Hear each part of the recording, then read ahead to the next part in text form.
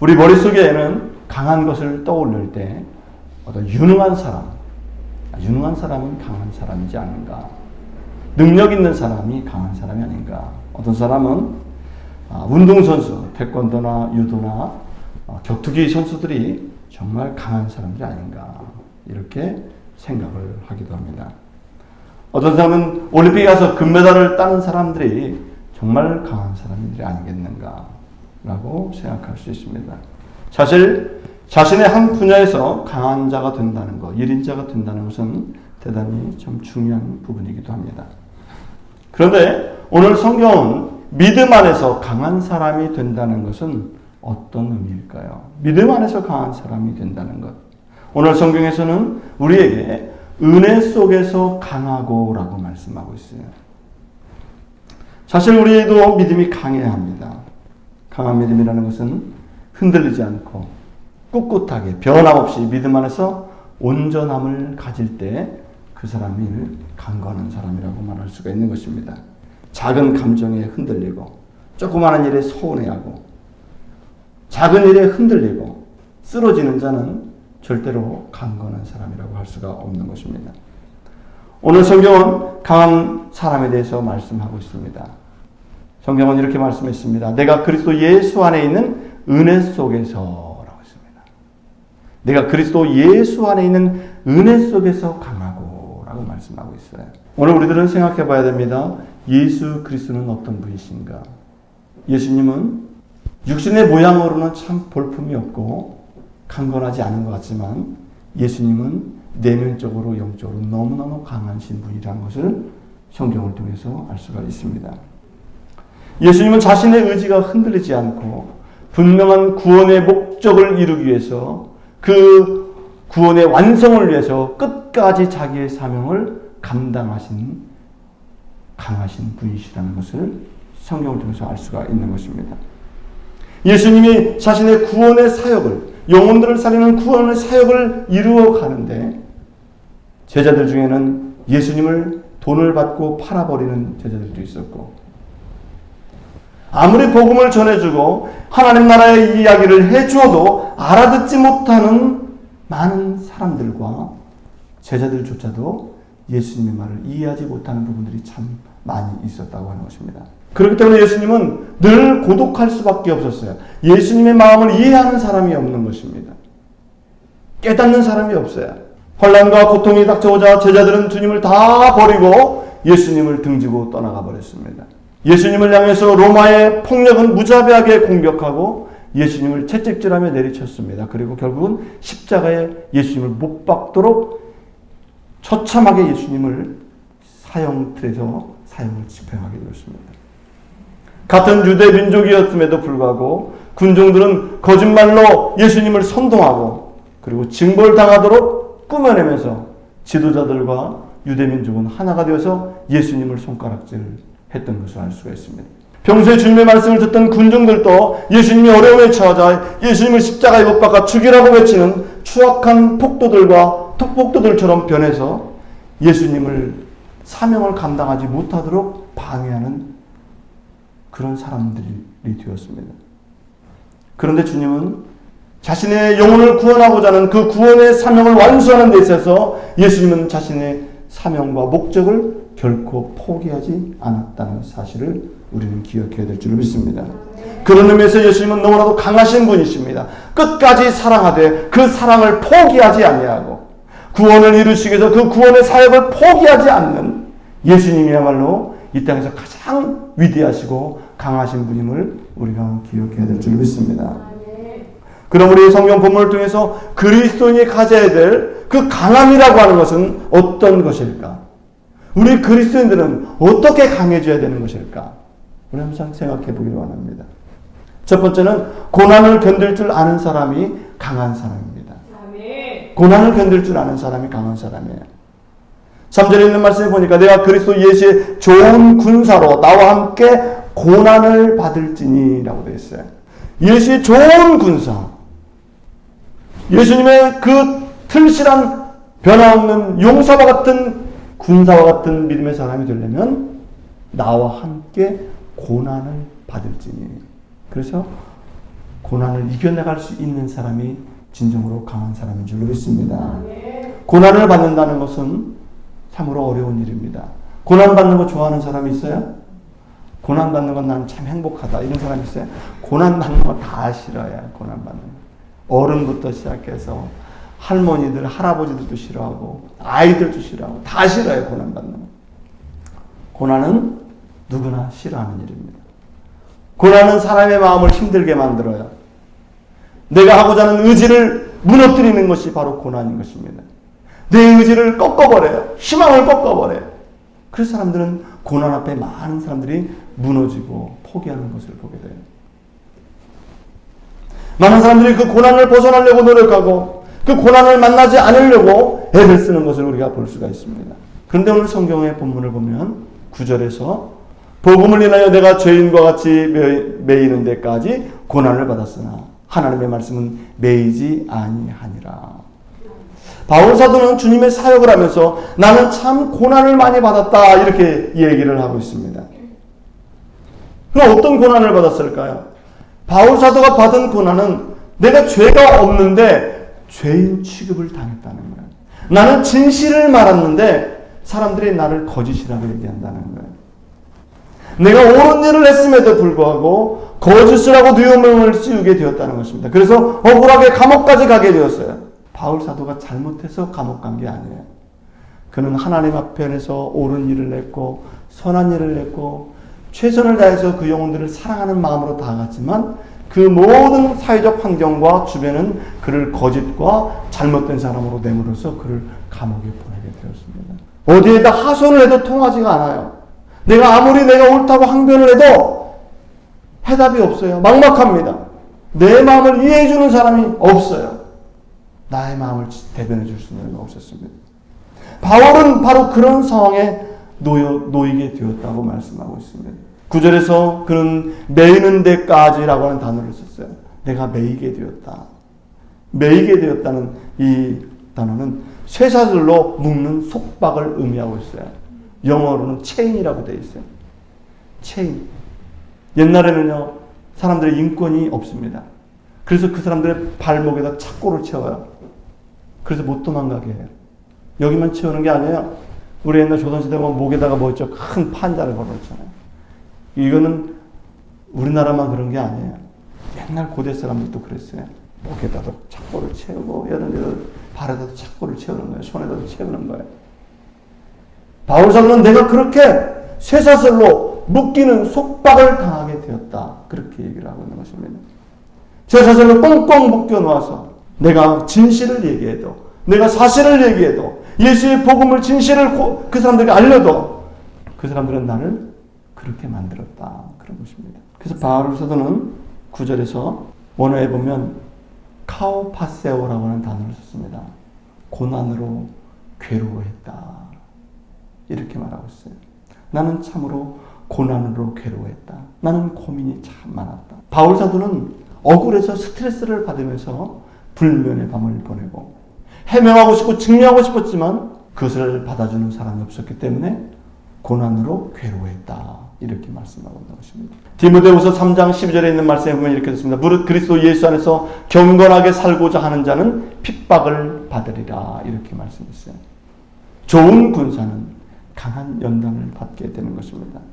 고난이 없는 성공은 없는 것입니다. 시련이 없는 능력자는 이 땅에서 존재하지 않습니다.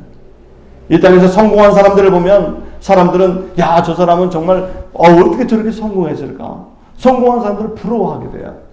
그렇지 않습니까? 성공 시대에 보면 그 사람들은 어떻게 성공을 저렇게 척척척척 해나가는지 몰라요. 뭐가 그렇게 잘 되는지 몰라요. 그래서 우리는 성공한 사람의 그 성공한 그 결과지를 보고 참 저 사람 참 본받고 싶다 이렇게 얘기합니다. 그리고 우리는 속으로 얘기합니다. 저 사람은 참 운이 좋은 사람이다. 저 사람은 부모를 너무 잘 만났다. 저 사람은 시대를 잘 만났고 자기 직업을 너무 잘 선택해서 운이 좋은 결과 그 사람이 성공하게 되었다. 이렇게 이야기를 하곤 합니다. 그러나 전혀 그렇지 않습니다. 성공한 사람이 겪어왔던 자신의 고난의 이력서를 보면 다른 사람들보다 훨씬 더 많은 땀과 눈물과 고난의 시간들을 참고 견디고 이겨나왔다는 사실은 다 감춰진 채 사람들에게 보여지는 것은 화려한 꽃과 같은 모습만 보여주게 되는 거예요. 그 사람이 노력하고 수고하고 보이지 않는 곳에서 얼마나 눈물을 흘리고 얼마나 힘썼는지, 그 결과를 얻어내기 위해서 얼마나 노력했는지 다른 사람들은 그것을 보려고 하지 않아요. 그 사람은 그저 운이 좋았고 그 사람은 그냥 좋은 사람들을 만났기 때문에 그렇게 결과를 얻게 됐다고 생각하는 것입니다. 여러분, 한 송이 국화꽃을 피우기 위해서도 서정주 씨는 봄부터 섭작새가 그렇게 울었다, 그래 시를 썼는데, 사실 꽃 한 송이를 피우기 위해서도 그 추운 겨울에 그 뿌리가 생존하기 위해서 그 추위와 혹독한 겨울을 그 뿌리가 견디고 이겨나가는 것입니다. 그리고 그 차디찬 흙을 뚫고, 그 연한 순이 흙을 뚫고 나와서 뜨거운 태양과 싸워야 되는 거예요. 풍수해와 싸워야 되고 비바람과 싸워야 되고 깜깜한 밤과 싸워서 줄기를 내고 잎을 틔워서 결국에 그것을 다 극복한 그 꽃만이 가을의 아름다운 꽃을 피우게 되는 줄로 믿습니다. 꽃은 아름답지만 그 과정이 얼마나 고난의 시간인지 몰라요. 강수진이라는 발레리나가 한때 발이 사진에 딱 등장해가지고 얼마나 많은 사람들에게 감동을 준지 모릅니다. 이 강수진이라는 발레리나는 외모가 참다를 출중하게 되어 있어요. 발레리나니까 얼마나 팔등신이겠어요. 그죠? 모든 사람들이 선망하는 그런 외모를 가지고 있습니다.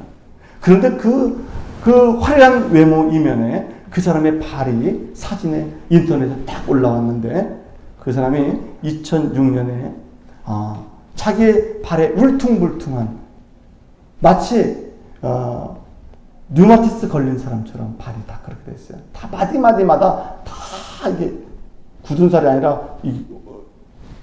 짐승발 같아요. 짐승발 같아요. 발이 울퉁불퉁했어요. 강수진이 그런 말을 했습니다. 나는 한 시즌에 토슈즈를 250컬레를 씁니다. 그랬어요. 자기는 연습하기 위해서 한 시즌에 250컬레의 신발을 다 닳도록 연습을 한다는 거예요. 한 주에 10컬레의 이 신발을 닳도록 연습을 한다는 거예요. 어떤 때에는 나는 하루에 19시간씩 쉬는 시간 없이 계속 연습할 때도 있었습니다. 하루가 24시간이니까 그 사람은 19시간을 계속 연습만 했대요. 내가 이렇게 연습하지 않으면 나는 주인공을 맡을 수가 없습니다. 그냥 평범한 사람이 되는 거예요. 주인공의 역을 맡으려면 다른 사람보다 더 많이 연습을 해야 된다. 그래서 나는 초인적인 연습량을 견뎌낼 수 있었습니다.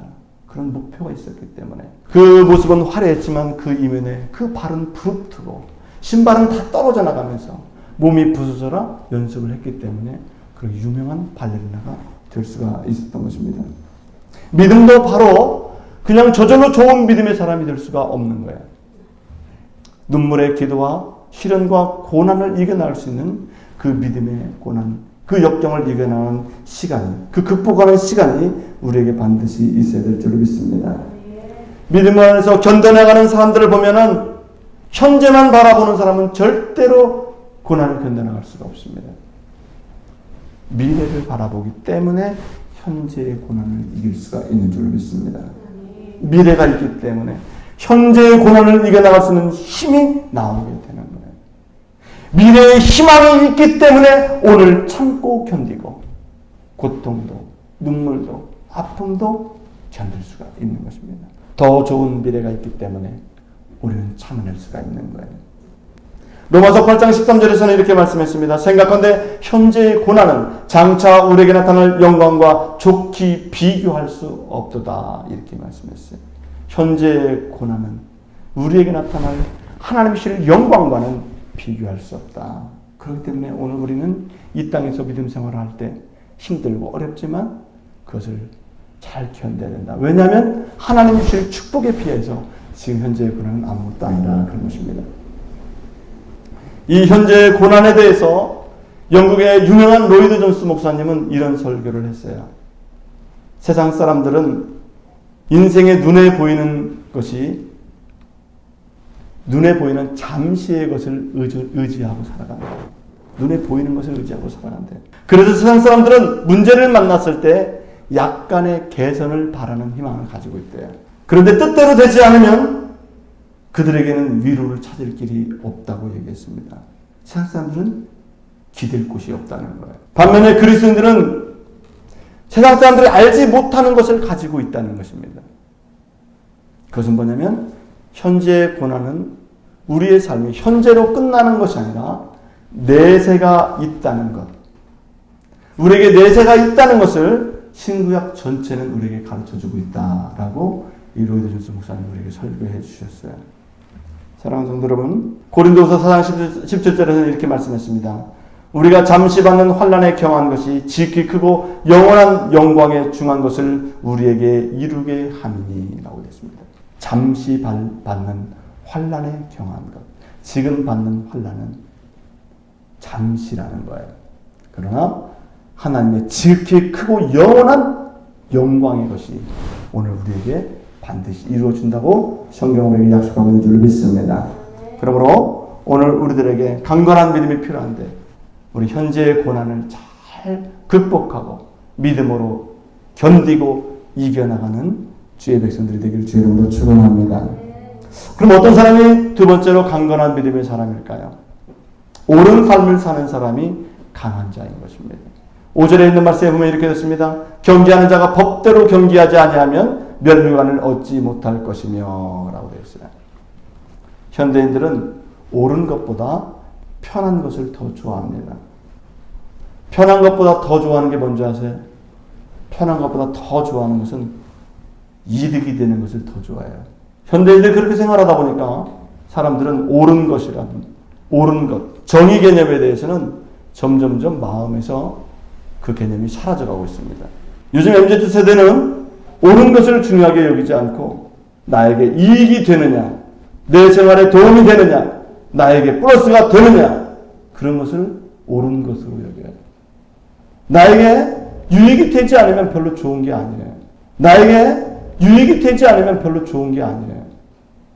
나에게 유익이 되지 않으면 별로 좋은 게 아니에요. 그렇게 생각하는 풍조가 우리 사회에 만연해 있습니다. 내게 이득이 되면 옳은 것이고 내게 이득이 안 되면 중요하지 않아요. 그것이 옳든 말든 상관이 없어요.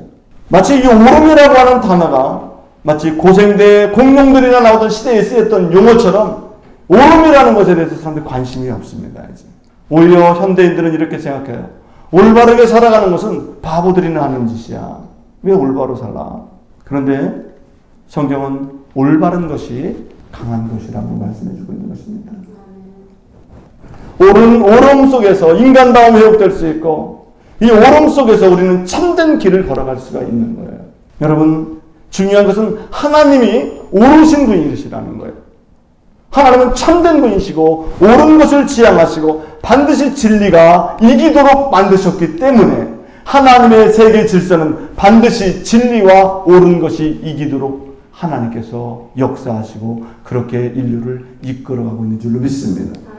그렇기 때문에 우리는 옳은 편에 있을 때, 진리 편에 있을 때 그 사람이 강건해질 수 있고 그 사람이 반드시 승리자가 될 수 있다는 사실을 믿으시길 주님으로 축원합니다. 오늘 본문에서도 보면 법대로 경계하는 자에 대해서 말씀하고 있어요. 법대로 경계하라는 것입니다. 법대로 경계하라.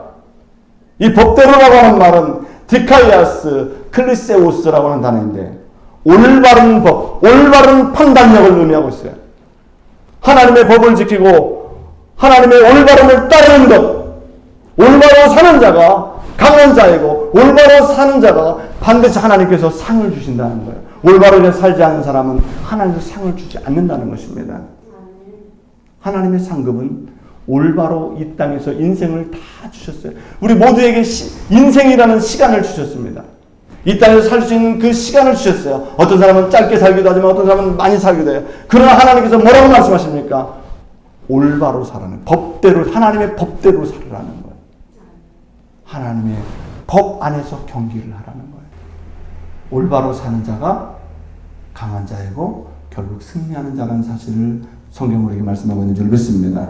시편 1편에서도 말씀했어요. 하나님은 복이 있는 사람은 악인의 궤를 쫓지 않냐고 오만한 자의 자리에 앉지 않는다고 성경에서 말씀하고 있어요.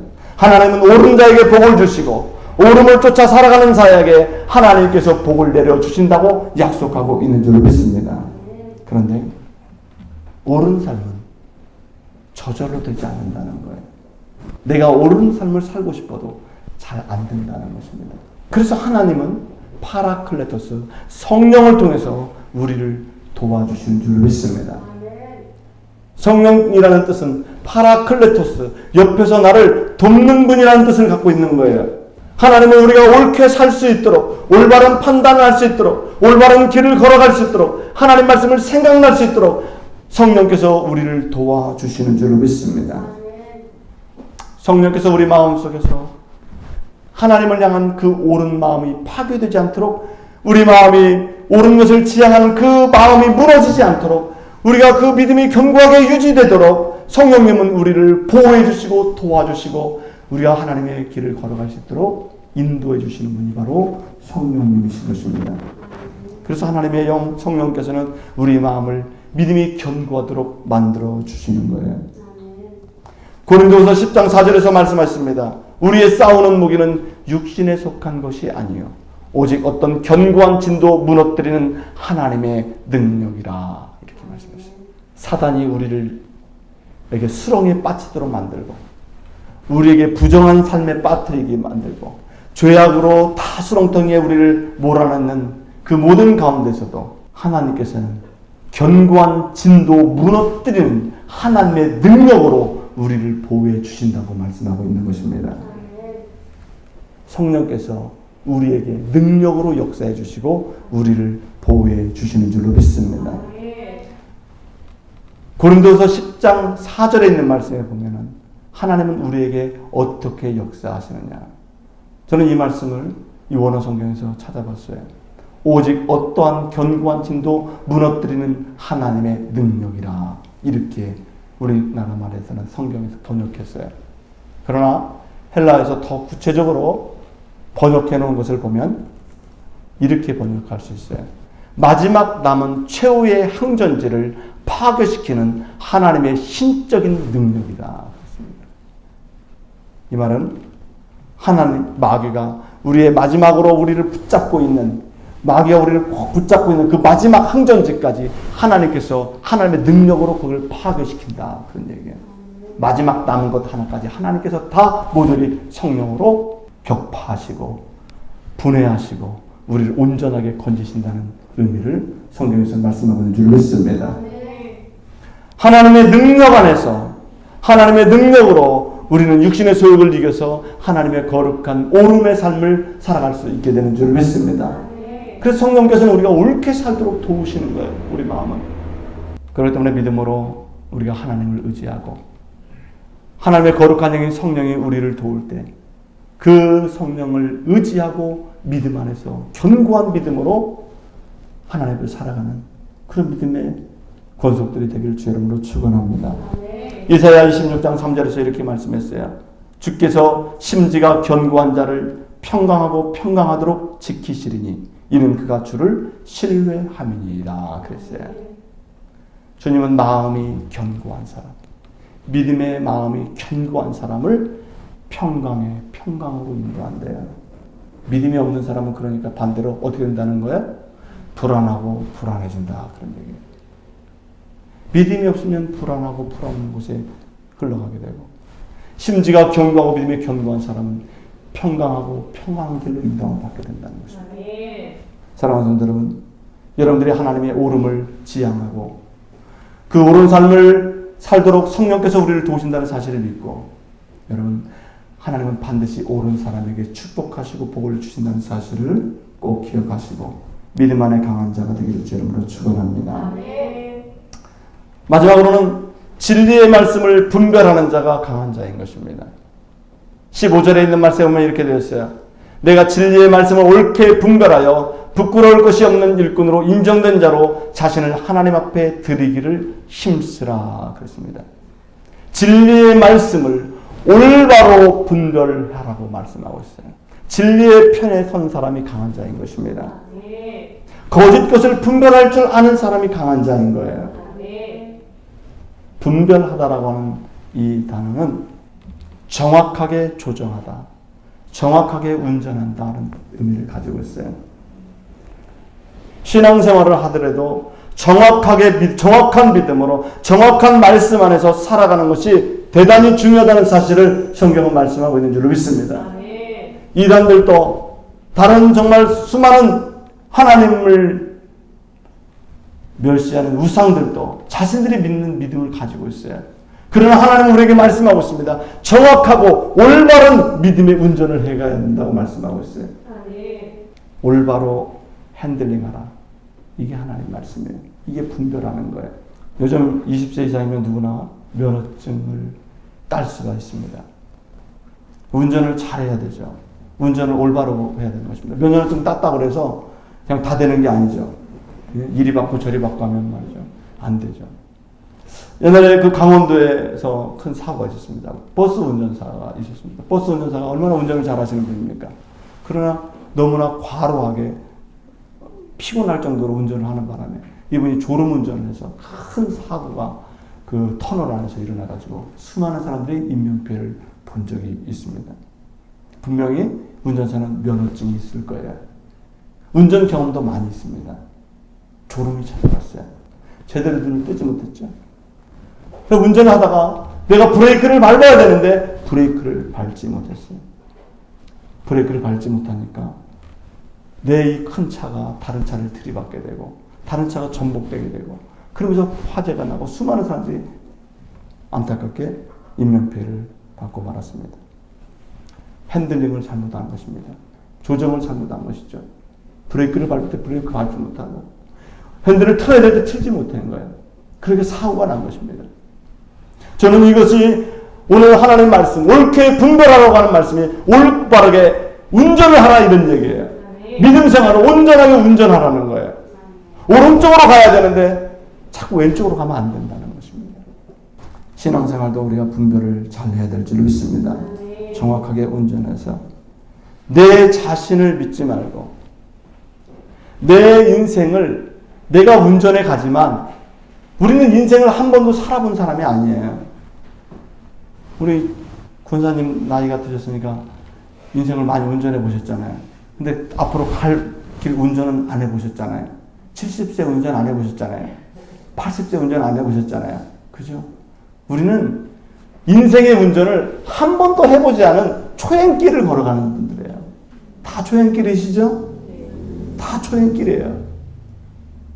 그런데 우리의 인생을 만드신 분이 누구십니까? 그분이 창조자 하나님이세요. 하나님께서 우리에게 인생을 어떻게 살아야 된다는 안내서를 성경을 통해서 우리에게 주셨어요. 그래서 우리는 하나님 앞에 하나님을 의지하고 갈 때 그 운전을 잘 알고 갈 수가 있는 거예요. 말씀을 의지할 때 운전을 잘 할 수가 있는 거예요. 말씀을 버리고 하나님을 버리고 내 뜻과 내 마음대로 가면 인생에서 반드시 문제를 만나고 사고를 경험하고 브레이크를 밟을 때 브레이크 밟지 않고 악셀을 밟게 되고 졸지 말아야 될 때 졸게 되고 가지 말아야 될 때 가게 되는 거예요. 인생의 수렁에서 헤어나지 못하는 그런 수많은 인생을 허비하고 버리는 일들이 얼마나 많이 있습니까? 인생에 손해보는 일들이 얼마나 많아요. 어떤 사람은 잘못 가서 10년을 허비하기도 하고 어떤 사람은 30년을 허비하기도 해요. 어떤 사람은 돌이킬 수 없는 곳까지 가게 되는 것을 보게 됩니다. 우리가 진리의 말씀대로 살아가는 것이 강한 자이고 진리의 말씀 편에서 그 말씀대로 핸들링을 하고 운전해가는 것이 진정으로 복이 있는 사람인 사실을 믿으시길 주님으로 축원합니다. 요즘은 사람들이 동물에게 관심이 많아요. 애완동물을 키우는 사람들이 많습니다. 그런데 책을 보니까 애완동물에 대한 책도 있더라고요. 보니까 영국의 피 호르스라고 하는 사람이 책을 썼는데 애니멀 커뮤니케이션이라는 책을 썼어요. 이제는 동물들하고 소통을 하라는 거예요. 여러분 이제 동물하고 소통하기 바랍니다. 사람하고 소통도 안 되는데 지금 하나님하고 소통도 지금 잘 하고 있는 바람에 동물하고 소통하래요. 애니멀 커뮤니케이션이라고 하는 책을 썼어요. 이 사람이 거기서 뭐라고 했냐면 동물하고 소통을 하려면 동물을 이해해야 된대요. 이해하려면 어떻게 돼요? 동물에 대해서 공부를 해야 되는 거예요. 동물에 대해서 공부를 해야 이해가 되죠. 그러면서 동물의 마음을 알아야 된대요. 동물의 마음을 알려면은 내 신념 체계를 내려놔야 된대요. 내가 갖고 있는 생각을 내려놓으라는 거예요. 그리고 내가 가지고 있는 직관을 차단해야 된다는 거예요. 당신 선입견 갖고 있는 거 차단해. 개는 이런 거야. 이거 아니라는 거예요. 고양이는 이런 거야. 이런 선입견 다 내려놓으라는 거예요. 내 생각과 내 방법을 내려놔야, 그리고 동물을 이해하려고 해야 그 동물과도 소통을 할 수가 있대요. 그래야 그 사람이 반려동물을 잘 키울 수가 있답니다. 제가 정말 어려운 거 가르쳐 줬죠? 여러분, 동물하고 소통하는데도 지식이 필요하고요. 내 걸 내려놔야 된대요. 이 사람이 경험자예요. 근데 우리는 주님과 소통하면서 주님에 대해서 알려고 하지 않아요. 주님과 소통하려고 하면서 내 것만 주장하고 있어요. 내 직관, 내 생각, 내 신념 체계를 내려놓지 않아요. 우리가 하나님을 이해하려면은 나는 하나님은 이렇게 해야만 해. 하나님 나를 도와줘야 돼. 내 말대로 해야 돼. 내가 이거 할 때 하나님 이렇게 해줘야 돼. 다 자기 생각이에요. 이걸 기복신앙이라고 하는 거예요. 하나님이 내 종이야. 그 기복신앙이라고 하는 거예요. 여러분, 여러분의 직관과 생각을 내려놓고 하나님의 말씀의 안내를 받으시길 주님으로 바랍니다. 하나님을 아는 지식을 가지고 하나님의 말씀에 인생을 핸들링하고, 그래서 여러분들이 진리 가운데 걸어갈 때 여러분은 진정으로 강한 그리스도인, 하나님께서 복을 내릴 수밖에 없는 그리스도인으로 살아가게 될 줄로 믿습니다. 저는 우리 경주장교회 성도님들이 무기력하고 늘 낙심하고 쓰러지고 한번 시험 들고 열심도 없고 하나님 앞에 믿는 건지 안 믿는 건지 모르는 그런 성도들이 아니라, 하나님이 볼 때 진리편에서 강건하고 옳음을 지향하고 하나님의 뜻 안에서 신실한 믿음의 사람으로 인정받는 그런 믿음의 성도님들이 되기를 주 이름으로 축원합니다.